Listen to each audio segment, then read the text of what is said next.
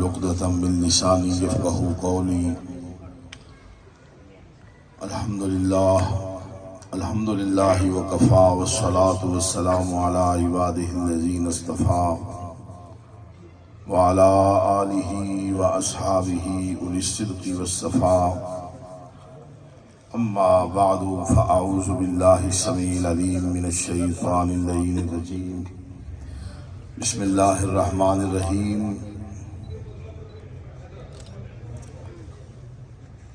ربنا اغفر لنا ولإخواننا الذين سبقونا بالإيمان صدق الله مولانا العظيم نعرہ تکبیر، نعرہ رسالت، نعرہ حیدری، نعرہ حیدری۔ گرامی قدر حضرات، ہماری خوش بختی جگر گوشہ پیشوائے اہل سنت، جگر گوشہ مفسر قرآن، پیر طریقت، راہبر شریعت، عالمی مبلغ اسلام، حضرت صاحبزادہ والا شان، حضرت صاحبزادہ مفتی پیر محمد عثمان افضل قادری صاحب، زیب زینت سجادہ نشین آستان عالیہ مراریا شریف، آپ تشریف فرما ہوئے۔ میں دل کی عطا گرائیوں سے خوش آمدید کہتا ہوں۔ ان کے ساتھ آپ کے لفظ جگر بھی تشریف لائے ہیں، میں آپ کو بھی دل کی عطا گرائیوں سے خوش آمدید کہتا ہوں۔ تمامی احباب محبت کے ساتھ تشریف رکھیں، تمامی احباب اپنی اپنی نشستوں پہ محبت کے ساتھ تشریف رکھیں، برائے مہربانی جلدی جلدی آپ تشریف رکھیں۔ بداعت خطاب دے رہا ہوں حضرت علامہ مولانا محمد عبد الوحید قادری صاحب، آپ گفتگو فرمائیں۔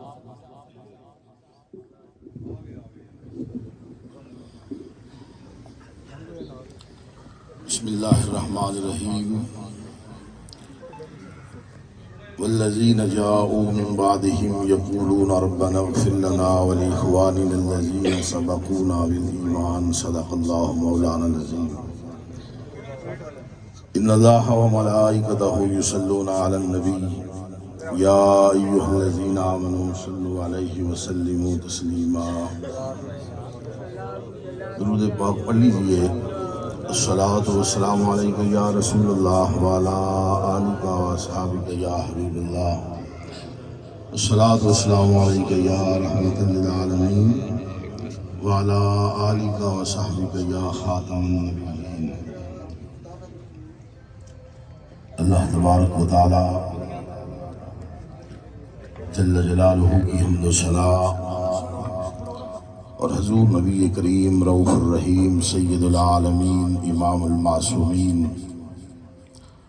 خاتم النبیین سید الاولین والآخرین احمد مجتبی جناب محمد مصطفیٰ صلی اللہ تعالی علیہ وعلی آلہ وصحبہ وبارک وسلم کے دربار اقدس و انور میں ہدیہ درود و سلام پیش کرنے کی سعادت حاصل کرنے کے بعد نہایت ہی معزز و محتشم پیر طریقت خادم شریعت استاد العلماء جگر گوشہ پیشوائے اہل سنت حضرت صاحبزادہ پیر محمد عثمان افضل قادری دامت برکاتہم العالیہ اور دیگر معزز ذی وقار علماء اکرام محتشم حاضرین و سامعین کرام، بڑے مختصر وقت کے لیے چند ضروری اور اہم دینی مسائل کی طرف آپ کی توجہ دلا کر اپنی گفتگو سمیٹنے کی کوشش کروں گا۔ دعا کیجیے اللہ رب العالمین ہم سب کو قرآن و سنت کا فہم سلیم عطا فرمائے اور قرآن و سنت کی تعلیمات کو حاصل کرنے کے بعد ان کے مطابق اعتقاد، یقین اور ایمان اور اعمال صالحہ کی توفیق عطا فرمائے۔ اصال ثواب کی یہ محفل مبارکہ ہے۔ دعا گو ہوں اللہ رب العالمین کے حضور ہمارے نہایت ہی مشفق اور مہربان اور محسن عاشق رسول چودھری محمد اجمل حسین صاحب مرحوم و مغفور، اللہ تعالیٰ ان کی قبر پر بے حساب رحمتوں کا نزول فرمائے۔ انہی کی زندگی کے احوال سے گفتگو کا آغاز کرنا چاہتا ہوں۔ ان کی زندگی کے معمولات جو میں جانتا ہوں ان میں ایک بڑا خوبصورت ان کا زندگی کا یہ عمل اور یہ زندگی کا طریقہ رہا ہے کہ وہ اولیاء کاملین کے مزارات پر بڑی باقاعدگی کے ساتھ حاضری کا شرف حاصل کرتے رہے. اولیاء کرام کی بارگاہ کے اندر جو حاضری ہے وہ کتنی اہم ہے. آج کل بدعقیدگی کی وجہ سے لوگوں نے اولیاء کرام کے مزارات پر حاضر ہونے کو شرک سے تعبیر کیا اور نہ جانے ناجائز اور حرام اور کس قسم کے غلیظ ترین فتاوی اس سلسلے میں صادر کیے گئے. حالانکہ شریعت مطہرہ کا مزاج اور قرآن و سنت کی تعلیمات اگر دیکھی جائیں تو صحیح مسلم شریف کے اندر حدیث صحیح ہے کہ آقا کریم صلی اللہ تعالی علیہ وسلم نے ایک بڑے گناہگار شخص کا ذکر کرتے ہوئے فرمایا کہ بنی اسرائیل کا ایک شخص تھا اور اس نے 99 افراد کو قتل کیا، اور 99 افراد کا قتل کتنا بڑا گناہ ہے. قرآن عزیز نے فرمایا من اجل ذالک کتبنا علی بنی اسرائیل انہ من قتل نفسا بغیر نفس او فساد فی الارض فکأنما قتل الناس جمیعا. کسی بھی شخص کی جان لینا، ایک آدمی کو قتل کرنا ایسا ہی ہے جیسا کہ اس نے ساری انسانیت کا قتل کیا ہو. تو جس نے 99 افراد کا قتل کیا اور 99 افراد کو قتل کرنے کے بعد وہ ایک راہب کے پاس حاضر ہوا اور اس نے کہا کہ میں نے زندگی میں بڑے گناہ کر لیے ہیں، 99 افراد کا میں نے قتل کر لیا ہے، اب میرے دل میں خیال پیدا ہوا کہ میں کوئی معافی کی صورت تلاش کروں کہ اللہ تعالیٰ مجھے بخش دے، میری معافی کی کوئی صورت بن جائے. اس راہب نے کہا کہ ظالم آدمی، 99 افراد کی جان لے کر ان کا قتل کر کے ان کا خون بہا کر اور ان کو زندگی سے محروم کر کے اب تو کوئی معافی کی صورت ڈھونڈ رہا ہے، اب کوئی بخشش کا راستہ مانگتا ہے، مغفرت کا طریقہ ڈھونڈتا ہے. تیری بخشش اور مغفرت کا کوئی طریقہ نہیں ہے، کوئی راستہ نہیں ہے. اس نے تلوار نیام سے نکالی، اس نے کہا کہ اگر یہ بات ہے تو پھر 99 کیا، پھر میں 100 افراد کو ہی پورا کر دیتا ہوں. اس نے 100 کا عدد پورا کرنے کے لیے اس راہب کا بھی سر قلم کر دیا،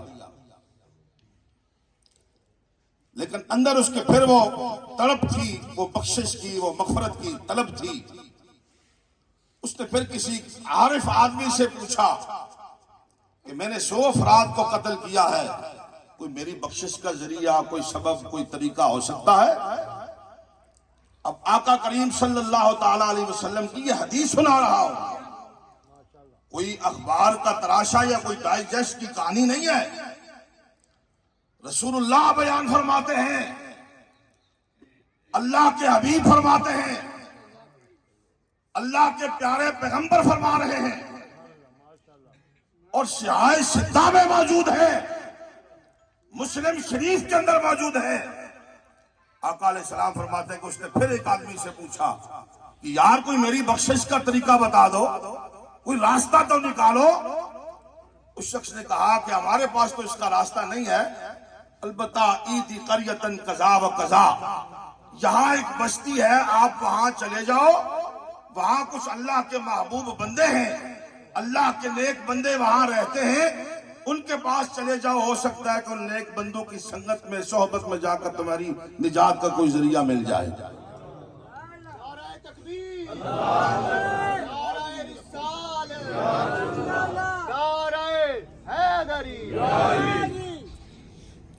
حدیث مبارکہ میں آتا ہے کہ اب وہ شخص اس بستی کی طرف چل پڑا، قدرت کی طرف سے موت کا فیصلہ آ گیا.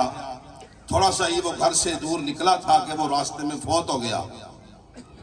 اب آپ جانتے ہیں کہ جب جان نکلتی ہے تو پاؤں کے ناخن سے نکلتی ہے، تو جب وہ زمین پر گرا تو ابھی اس کے سینے میں کچھ طاقت، کچھ قوت، کچھ سانس موجود تھی.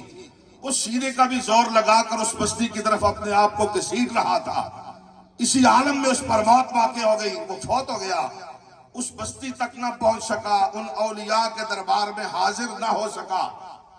اب اللہ کے فرشتے عذاب والے بھی آ گئے، رحمت والے بھی آ گئے، فاختصمت فیہ ملائکۃ الرحمہ وملائکۃ العذاب، عذاب کے فرشتے بھی آ گئے، رحمت کے فرشتے بھی آ گئے۔ عذاب والوں نے کہا کہ اسے ہم لے کر جائیں گے کہ 100 افراد کو قتل کیا ہے، بڑا گناہگار ہے، بڑا بدکار ہے، بڑا نافرمان اور سیاہکار ہے، اس کا رحمت سے جنت سے کیا لینا دینا، اسے ہم لے کر جائیں گے۔ رحمت والوں نے کہا کہ اسے ہم لے کر جائیں گے، کیونکہ گناہوں کو نہ دیکھو، یہ دیکھو کہ یہ جا کہاں رہے تھے، اس کی حاضری کس طرف ہو رہی تھی۔ چنانچہ مختصر بات یہ ہے، رب کریم نے زمین کو سمٹنے کا حکم فرمایا، اللہ رب العالمین نے فیصلہ فرمایا اگر یہ اولیاء کے بستی کے قریب ہے تو رحمت والوں تم لے جانا، اگر یہ اپنے گھر کے قریب ہے عذاب والوں تم لے جانا۔ اب حقیقت حال یہ تھا کہ وہ شخص گھر کے قریب تھا، اولیاء کی بستی سے دور تھا۔ رب نے زمین سے فرمایا اے زمین سکڑ جا، سمٹ جا۔ رب کے حکم سے زمین سمٹ گئی۔ اب وہ شخص جب سفر اس کا چیک کیا گیا تو وہ اولیاء کے بستی کے قریب تھا۔ رب نے فرمایا کہ رحمت والے فرشتوں اسے تم لے جاؤ، ہم نے اس کی بخشش۔ نعرہ تکبیر، نعرہ رسالت، نعرہ حیدری، ماشاءاللہ ماشاءاللہ۔ اس سے سبب کیا ملتا ہے کہ وہ 100 افراد کو قتل کرنے والا اولیاء کی خدمت میں حاضر نہیں ہوا، اولیاء نے کوئی تجویز اس کے لیے نہیں کی، کوئی بات اس کے لیے تجویز نہیں کی، زیارت اسے نصیب نہیں ہوئی، ملاقات نہیں ہوئی، صرف سچے ارادے سے وہ گھر سے نکلا، اولیاء کی بارگاہ میں حاضر ہونے کے لیے، طلب مغفرت کے لیے، بخشش کی ذہن میں بات لے کر نکلا، پہنچا نہیں تھا، صرف نکلا ہی تھا کہ راستے میں فوت ہو گیا۔ ارے جو گھر سے سچی طلب لے کر اولیاء کی بارگاہ میں حاضر ہونے کے لیے صرف نکلتا ہے تو رب اس کی بخشش فرما دیتا ہے، اور جو 4 اولیاء کے مزارات پر حاضر ہوتا ہے۔ نعرہ رسالت، نعرہ حیدری، ماشاءاللہ ماشاءاللہ۔ جس شخص نے زندگی میں یہ معمول رکھا، ایک ولی کے مزار پر نہیں، حضرت شاہ دولہ دریائی رحمہ اللہ اور حضرت شاہ حسین رحمہ اللہ، حضرت قاضی صاحب سلطان آوان شریف والے، ان کی بارگاہ کے اندر 4 حضرت سائیں کعبہ ولی سرکار، ان 4 مزاروں پر ہر جمعرات کو یہ شخص حاضری دیا کرتا تھا، اور جاتے ہوئے بھی درود شریف پڑھا کرتا تھا، آتے ہوئے بھی درود شریف پڑھا کرتا تھا۔ ماشاءاللہ ماشاءاللہ۔ نعرہ تکبیر، نعرہ رسالت، نعرہ حیدری، ماشاءاللہ ماشاءاللہ۔ ایک تو بات یہ میں نے آپ کے سامنے کرنی تھی، اور دوسری بات یہ کہ وہ یہ ہمیشہ کہا کرتے تھے کہ زندگی میں مجھے کوئی کمی نہیں رہی۔ وہ پنجابی میں کہا کرتے تھے کہ جو منہ سے مانگا ہے وہ اللہ نے عطا کیا ہے، جو کہا ہے وہ ہو گیا ہے، جو مانگا ہے وہ اللہ نے عطا فرما دیا ہے۔ سبحان اللہ سبحان اللہ۔ پھر وہ یہ کہا کرتے تھے کہ اس میں میرا کوئی کمال نہیں ہے، یہ کوئی میری باتیں نہیں ہے کہ جو کچھ مانگا وہ مل گیا، جو کہا وہ ہو گیا۔ فرمایا اس کا سبب یہ ہے کہ میری پشت کے پیچھے ان سب اولیاء کی نگاہیں ہیں، ان کے ہاتھ میرے پیچھے ہیں، جو کہتا ہوں وہ ہو جاتا ہے، جو مانگتا ہوں وہ۔ سبحان اللہ سبحان اللہ، ماشاءاللہ ماشاءاللہ۔ تو اولیاء کی محبت، اولیاء امت مصطفیٰ سے پیار اور ان سے لگاؤ، یہ نہ صرف نجات کا، بخشش کا، مغفرت کا سبب ہے، بلکہ اللہ تعالیٰ دنیا اور آخرت میں اس کے ساتھ عزتیں بھی عطا فرما دیتا ہے۔ ماشاءاللہ۔ مجھے چودھری صاحب نے حکم فرمایا کہ عدت کے حوالے سے بھی میں 2 باتیں عرض کر دوں، وقت کے اندر اتنی وسعت نہیں ہے کہ عدت جو ہے وہ ایک شرعی حکم ہے کہ جب بھی کوئی شخص فوت ہو جاتا ہے تو 3 دن سے زیادہ اس کا سوگ شریعت کے اندر جائز نہیں ہے، لیکن وہ خاتون جس کا خامن دنیا سے چلا گیا ہو، اس خاتون کے لیے شریعت کی طرف سے حکم یہ ہے کہ وہ 4 مہینے 10 دن تک ان کی عدت بنتی ہے۔ عدت کے مختلف احوال اور مختلف صورتیں بنتی ہیں، اس کی تفصیل کا بھی وقت نہیں ہے، لیکن 4 مہینے 10 دن اس خاتون کے لیے سوگ کا حکم ہے کہ وہ اپنے خامن کے لیے سوگ منائے، اور 4 مہینے 10 دن تک وہ اپنے خامند کے گھر میں ٹھہرے اور بغیر ضرورت کے خامند کے گھر سے باہر نہ نکلے۔ اور عدت کا مطلب یہ نہیں ہوتا کہ خاتون کو کسی کمرے میں بند کر کے بٹھا دیا جائے کہ وہ 4 مہینے 10 دن تک وہاں مقید رہے، قید ہو کر رہ جائے۔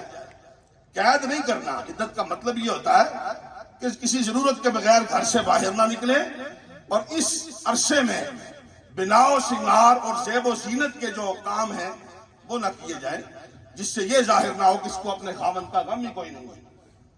یعنی خوشبو کا استعمال نہ کیا جائے، سرخی پاؤڈر کا استعمال نہ کیا جائے، اور میک اپ کے سامان جو ہے ان کا استعمال نہ کیا جائے۔ باقی اچھا لباس پہنے، صاف ستھرا لباس پہنے، خوشبو سے پرہیز کریں، زیب و زینت کی چیزوں سے ذرا دور رہیں، اس کا نام ہوتا ہے عدت گزارنا۔ تو یہ 4 مہینے اور 10 دن کا عرصہ جو ہے وہ جس سے عورت کا خامند فوت ہو جائے ان کے لیے یہ عدت ہے۔ اللہ تبارک و تعالی